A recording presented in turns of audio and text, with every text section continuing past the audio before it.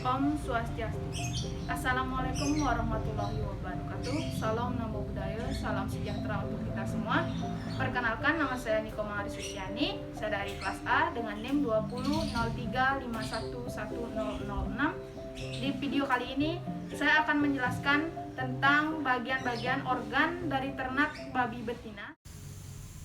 Organ-organ reproduksi dari ternak babi betina dapat dibedakan menjadi dua, yaitu yang pertama ada organ internal yang berada di dalam tubuh babi, yang kedua ada organ eksternal yang berada di luar tubuh babi. Yang kemudian di dalam organ ini bisa kita lihat ada vulva.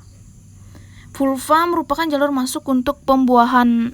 Nanti kalau misalkan vulva ini berwarna merah, itu menandakan bahwa ternak babi sedang dalam masa birahi. Sedangkan pulpa normal yang tidak berwarna merah artinya ternak babi tidak mengalami masa birahi. Kemudian kita bisa melihat reptum. Reptum ini merupakan bagian dari usus besar yang berada di bagian akhir. Setelah itu ada vagina. Nah, vagina ini merupakan tempat penumpahan spermatozoa dan sebagai jalan pintas vartus, dan fungsi dari vagina yaitu sebagai alat kovulasi. Kemudian kita bisa melihat di sini kantong kemih. Kantong kemih ini merupakan bagian dari sistem saluran kencing. Setelah itu kita bisa melihat serviks. Nah, serviks ini pada bagian babi biasanya berada di bagian sentral.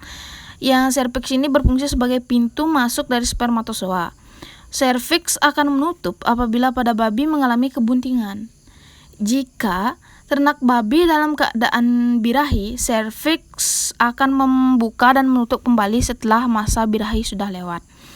Setelah itu kita bisa melihat uterus. Nah, uterus ini merupakan saluran yang diperlukan untuk penerimaan ovum yang telah dibuahi. Uterus ada 3 bagian.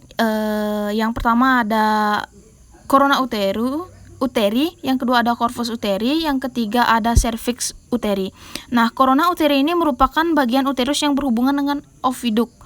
Yang kedua ada corpus uteri, ini berfungsi sebagai tempat tumbuh dan berkembangnya janin di dalam rahim. Sedangkan cervix uteri itu bagian dari rahim yang menonjol ke dalam vagina pada kondisi normal, berwarna pink dan permukaannya licin. Nah, pada ternak babi ada yang namanya dengan tanduk uterus. Nah, bisa kita lihat tanduk uterus ini yang berbentuk panjang, ya, berkelok-kelok. Setelah itu kita bisa melihat oviduk. Nah, oviduk ini sendiri merupakan saluran panjang yang berkelok-kelok yang menepati sebagian besar rongga perut sebelah kiri, yang fungsi oviduk itu sendiri sebagai tempat transport atau terjadinya fertilisasi dan sebagai tempat pembelahan sigot. Kemudian yang terakhir itu ada ovarium. Nah, ovarium ini sendiri ada 2, ovarium kanan, nah bisa kita lihat, dan ovarium kiri. Ovarium ini berbentuk seperti anggur. Anggur kan. Setelah itu ovarium ini berfungsi sebagai sel kelamin betina dan dapat menghasilkan hormon-hormon betina yang panjang. Sekian itu tadi video dari saya. Semoga video itu dapat bermanfaat bagi kita semua dan dapat mengedukasi kita semua. Untuk itu saya ucapkan terima kasih. Om Santi Santi Santi Om. Assalamualaikum warahmatullahi wabarakatuh.